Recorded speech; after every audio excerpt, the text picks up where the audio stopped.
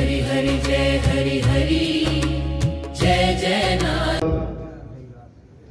प्रहलाद को वचन दे दिया था, बोले प्रहलाद आज के बाद मैं तेरे किसी भी वंशज को अपने हाथों से नहीं मारूंगा। सो बलभद्र ने देवकासुर का वध किया था, भगवान ने नहीं मारा, दाऊद जी ने मारा, बलभद्र ने वध किया। वन में फल चढ़ जाए फिर भी किसी को न देना, वही देवकासुर है। समझ में आ गई अब तो कुछ? फल प्रसाद रोटी चावल दाल, मेरी बात को समझ। घर के अंदर कोई भी वस्तु पड़ी रहे और सड़ जाए गल जाए लेकिन किसी को नहीं दे, वही देवकासुर है।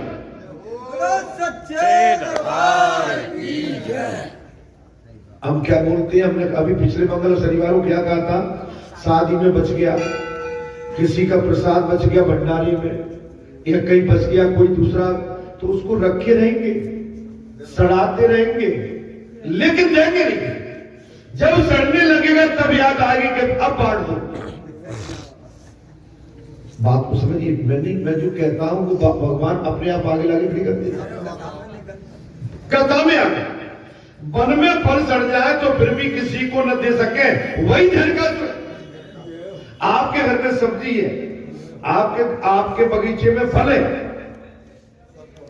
आप सब्जी को, आपकी सब्जी गल जाए, खेत में लगी पशु पंछी खा जाए वो स्वीकार है, लेकिन किसी को दाल में नहीं देंगे, वही देवकासुर। नहीं आई में हमने कोई गलत तो नहीं कहा।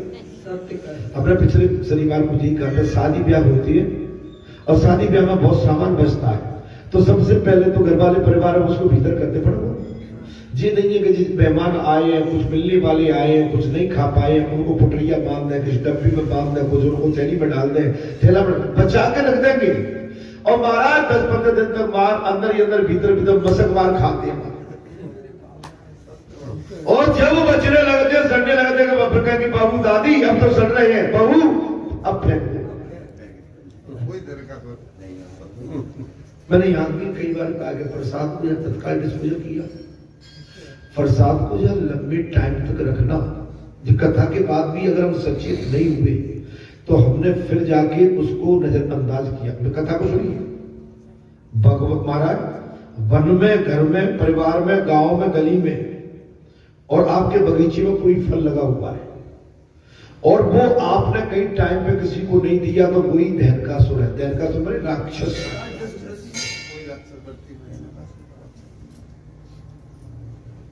इसलिए मेरा हमेशा से आपसे सुझाव रहता है,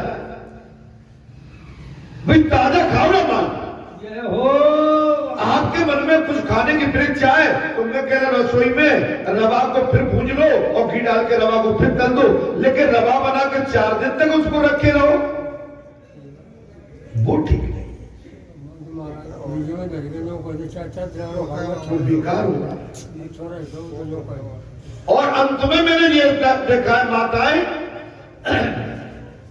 बेटा ये नहीं है?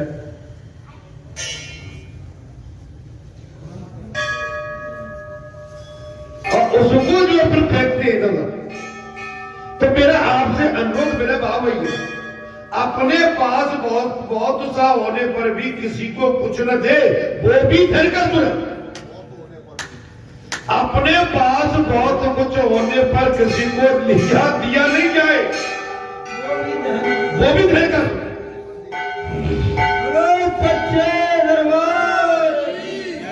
अब तो कथा सुन ली, अपने पास सब कुछ है, अब ये कपड़े रखे तो हमने कहीं निकाल दो, भाई इनको दे दो। भले ही वो हमारी माता मैंने कहीं जाड़े का टाइम है, काय के लिए, ये किसके लिए रखे हो? भाई जाड़े के लिए।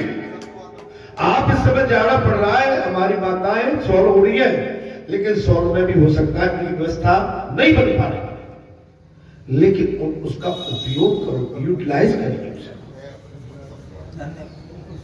हम तो कहते हैं पूरी पराठे रोज खाओ, लेकिन ताजे खाओ। ताजी खाओ और बांट के खिलाओ, लेकिन उसका स्टोरेज करके 10-10-15 अभी जान मेरे से कोई कह रहा था, कोई पिछली कथा हुई थी, बोले उसकी बूंदी अभी तक रखी हुई है,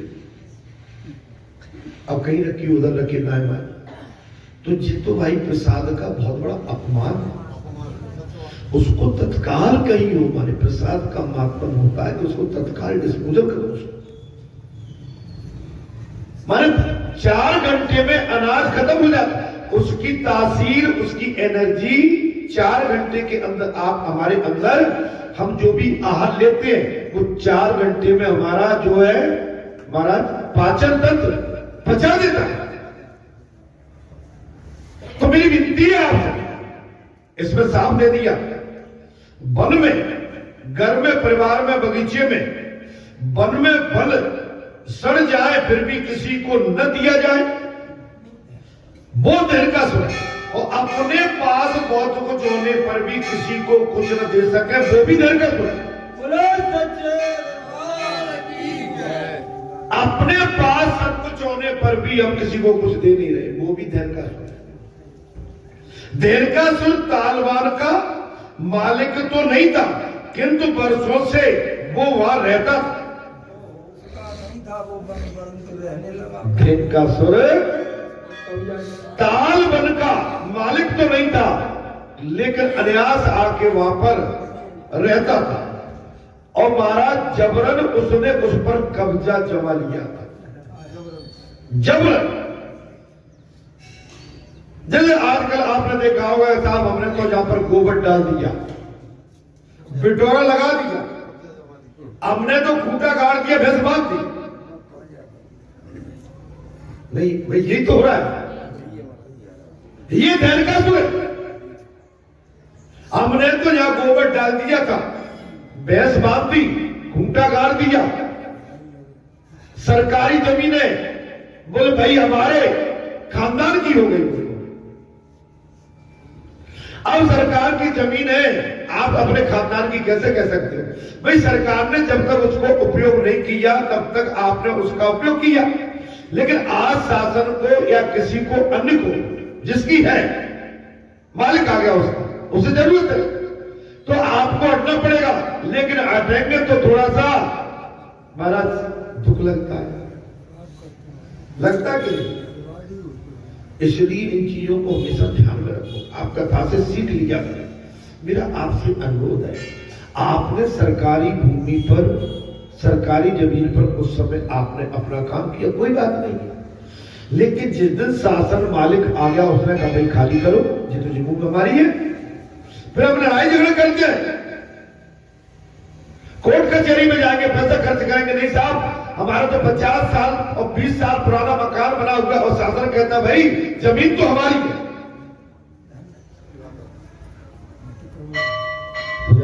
बात समझ में नहीं आ रही, बोले जमीन हमारी है। अब देखो जाके फिर भाई बिल्डोजर चले जाते हैं, वहां पर बनी हुई बिल्डिंगें टूटती है, शहर के अंदर बड़ी बड़ी बिल्डिंगें साफ हो रही है कई शहरों में। देखिए जबरन उस पर कब्जा जमा लिया। कई लोग सार्वजनिक संस्थाओं का बही खाता करते करते उस पर अपना कब्जा जमा लेते। जी आगे और मालिक बन बैठते। भाई ये मंदिर किसका है? हनुमान जी का। अब इसको कोई कह के नहीं साहब वो तो हमारा हो गया। आप बात को समझिए, ये माने नाइंसाफी गई, इनको कहते हैं दीर्घासुर, माने राक्षस।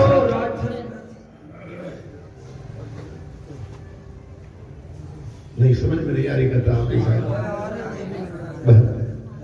कुछ ऐसी संस्थाओं को गोलमाल करते कि रुपए पैसे खाकर डका जाते। धार्मिक संस्थाओं का रुपया पैसा भी डका जाते। आप तो कान भूल गए। अभी उस दिन बाबा ने जो बात कही थी सीट लग गई, यार लग गई बाबा। आपका चढ़ावा, सबका चढ़ावा आजकल ऐसे हो गए हैं कि उस पैसे को भी डका जाए। इस तरह समाज का धर्म उड़ाने वाले अगले जन्म में गधा बनते।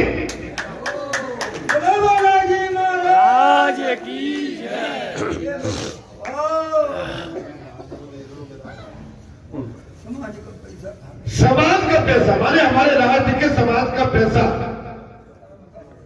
शासकीय संस्था या धार्मिक अनुष्ठानों में शराबियों को या शासकीय संपत्ति को जो भी खाता है उनको अगले जन्म में गधा बनना पड़ता है, तो राक्षस होते।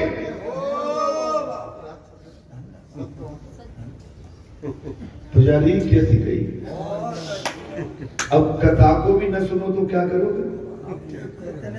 और प्रसाद के लिए भी मैंने कह दिया, प्रसाद पर ध्यान करना, माने गहराई से बोलना। भोजन पे तुम्हें डेली अगर बढ़िया खाना है, डेली ताजा पकाओ और उतना पकाओ और डेली उसको खाओ, लेकिन उसको रख के 3 दिन तक भोजन को बने हुए को रख के और उसका अनर्थ करना, वो बेकार।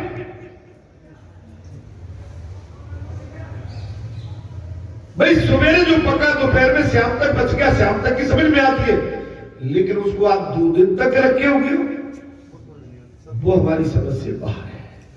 ऐसे जीव को क्या कहते हैं महाराज? देखा इस तरह समाज का धर्म उड़ाने वाले अगले जन्म में गधा बनते। देव का सुर दे व्यास है।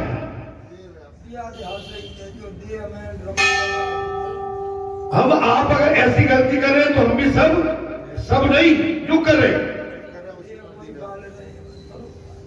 वही अपनी देव को पालते हैं बस अपने लिए। बोले क्यों रखी हो?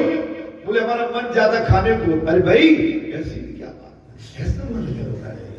अगर किसी लालच से हम किसी संस्था में, मंदिर पर, किसी के घर पर लालच से नौकरी कर रहे हैं, भाई उसकी मजदूरी मिलना वो लालच नहीं है। मजदूरी आपने की तो वो तो आपका अधिकार, लेकिन कोई लालच बना के बैठे हो वो अधिकार, वो पाप, वो पाप। समझ में आ रहा पुजारी? अविद्या के कारण होता है। ये किसके लिए होता है? अविद्या अज्ञान के कारण होता है। और मैंने कई बार कहा कि यहां व्यवस्था प्रसाद की, भोजन की बहुत बढ़िया है, सब आपके आनंद है, लेकिन कथा सुनने के बाद मेरी विनती है, मेरा अनुरोध है, मेरी प्रार्थना है कि व्यवस्था ऐसी होना चाहिए कि तत्काल उसका डिस्पोजल, माने ज्यादा से ज्यादा 24 घंटे में उसका डिस्पोजल हो जाता है। क्योंकि जब मैं सुनता हूं तो मुझे दुख होता है। बोलो बालाजी महाराज की जय। अविद्या जीव को संसार के बंधनों में फंसाती है। अविद्या जीव को संसार के बंधन में फंसा के रखता है। ऐसा होने पर सांसारिक पदार्थों के लिए जीव के मन में ममता, राग, द्वेष में फंसाती है। राग द्वेष में फंसाती है। हम कोई चीज कर रहे हैं, आप जो मैं समझो कि केवल हम ही देख रहे हैं, हम पर भी किसी की 2 नजर नहीं, हजारों नजर लगी। हम जो कर रहे हैं ऐसा मत सोचना कि हमने जो कर लिया केवल हम नहीं देख पाया और हमारी करनी को कोई देख नहीं रहा है, ऐसा कभी नहीं। हम हमारे पे 2 आंखें, लेकिन हमको देखने वालों की हजारों आंख लगी हमारे पीछे।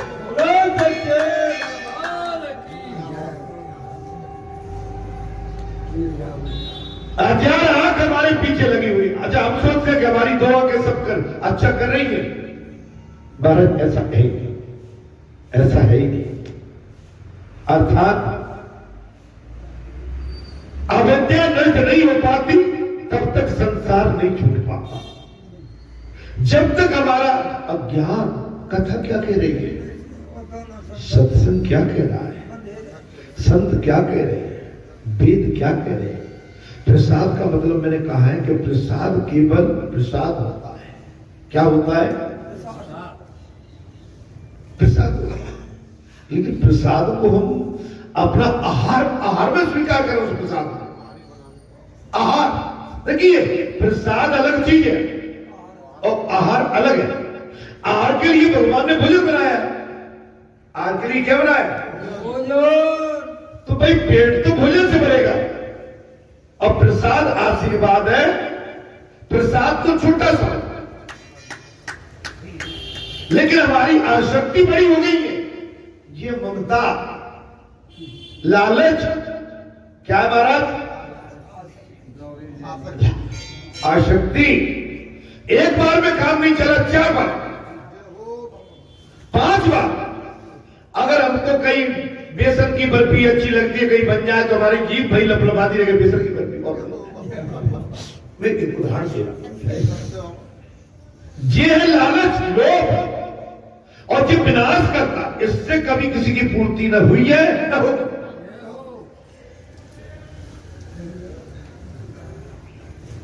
ऐसे न किसी की पूर्ति हुई है।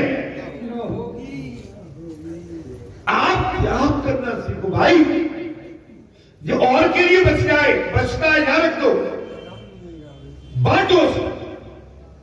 बस हमने जो उस दिन पाना था भोजन, घर के भोजन में, इनकी बात नहीं कर रहा, हमने घर का भोजन जो पाना था पा लिया।